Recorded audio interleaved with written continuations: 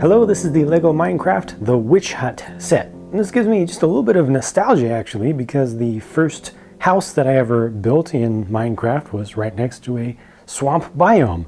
Although that was several years ago on console edition when they didn't have witches. I'll give you a closer look at the witch itself a little bit later on, but first the witch hut itself I think looks pretty good. I like what they did with the roof with partial tiling of it. You know, leave some studs out there since most of the LEGO Minecraft stuff is fully studded on top or just has 2x2 jumpers. So I think this is a nice little compromise to partially cover it up. They use the same design for fence posts as they do for actual posts or actual full fences for just the couple of posts outside. And the whole thing can open up to give you full access to the interior easily. There is one potion on the ledge over here, and inside is a cauldron and a crafting table. I think they could have included a flower pot in here. Let me know what you think about that. Also, I would have preferred to see some mushrooms in there rather than at least one pair of mushrooms rather than just a completely clean interior. Here's how that looks around the back. So it's mostly camera friendly, just has a couple of gray Technic brick pieces that stand out just a little bit, but for the most part it's proper in its overall shape and appearance. You do get to see the action feature over here on the side for a little tiny slime popper. This is something that can be turned, and I think it didn't need to be done in a bright red like that, but it just has a three-sided Technic connector inside of there that goes around acting like a cam, and it just pops the little slime up and down. It's a little action feature. I think that a more appropriate action feature for this would have been something to fire off potions from the witch's hut in some way. They did get some mushrooms down there underneath, and you'll see some more around. Flowers are always nice. Some sugar cane. They include a boat with two shovels to represent oars, and the boat has inverted tiles on the underside so it can move around on studded surfaces. A full-sized pig, full-sized adult pig. A couple of trees in this with very small vines growing off the sides. They've once again reduced the size of trees here with, you know, kind of going down to the 1x2 size, which I still think looks good. You know, as far as the overall shape, it's still cubic enough, even though they're not following exactly the rules of, you know, what would in Lego terms turn into a 2x2 cube for everything. There's another tiny slime, and there's a third one in the set as well. Another flower, another tree, yet another flower, more mushrooms, and my favorite things in this entire set are the lily pads by far. These are made with quarter round and half round tiles in green, and I think they look pretty perfect. I don't think you could get anything to look better than that. The scale is really good as well. They're just a little bit difficult to line up, you know, to get all those tiles to line up properly, because unlike just regular square tiles, they don't want to self-align if you just push them against each other.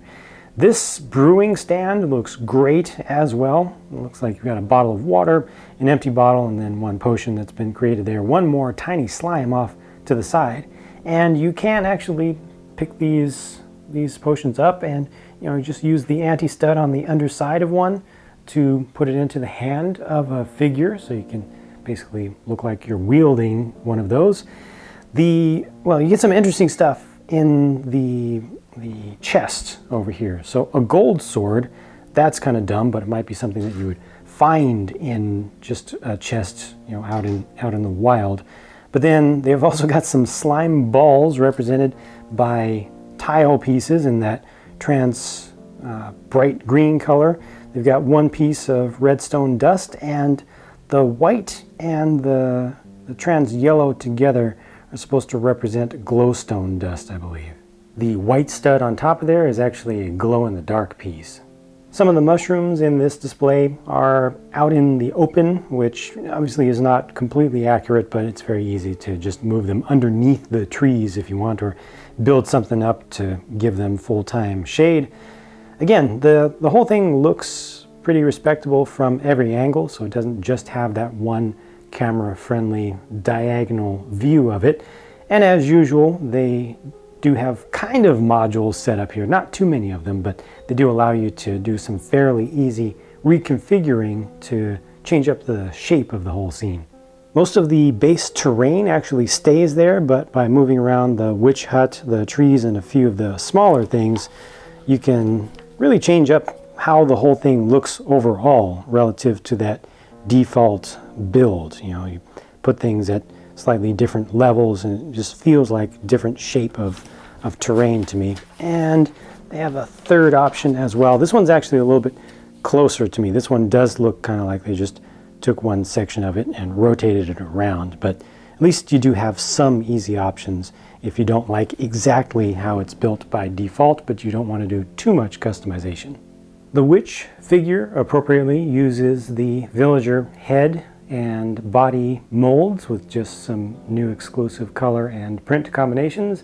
The hat for the witch is a new piece, which looks really good, has a print on the front, but that hat is not removable. It's actually fused on. I don't know if it's ultrasonically welded or if they just used some adhesive in there, but it is on there quite well.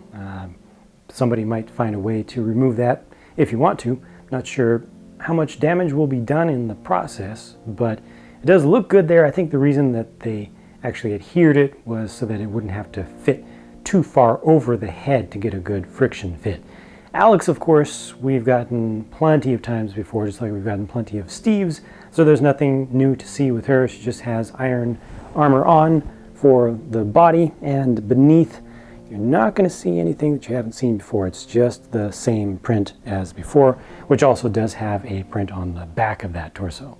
The slimes, oh my goodness, the slimes look so good. They are head pieces, so they could be used to create some custom skin if you want, but being able to see through those with that bright green color lets you see just how clean the interior design of these parts is, with just the tube going straight through, no extra bracing or anything, so light comes through very, very cleanly. You do see that awkward, ring along the top, but through most of the bulk of the thing, they just look really good. And now I want them to come out with a full-sized large slime as a build, see what they would do for that. Of course, the one last thing in the set was the pig, which is just a pig, and it's the same as we've gotten before.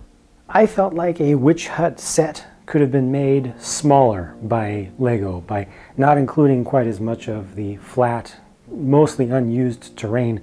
However, this scene right here on the box shows to me why it actually makes sense that they have this much space, because when you put all of the small things in there, it actually kind of fills up the space. Like, it feels like there's plenty going on in here. It doesn't feel too boring or like there's wasted space. Just a little bit of open area back there, but that's the area that you need to actually battle the witch. So I think that this is actually done well for the total amount of content that's included here. As usual, some minor small details that are a little bit awkward, to the actual game world, but if you have a little bit of imagination, it's really no big deal. A little bit disappointing with the alternate builds. There's not that much that you can really do. I feel like this one is worthwhile to really change the shape of what you see, and this is just a very basic reorganization, just visually.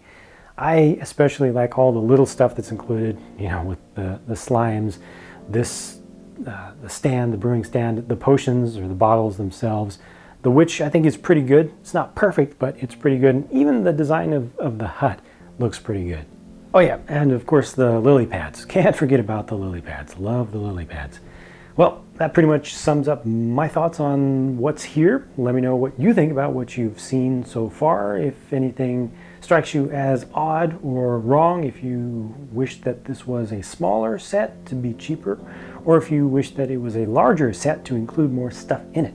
Also, let me know if you have any specific feedback about any of the small, the individual details of it, any of the specific builds or prints and such, and I'll get back to work making more videos for you. So I hope you've enjoyed this, and I'll be talking to you again soon.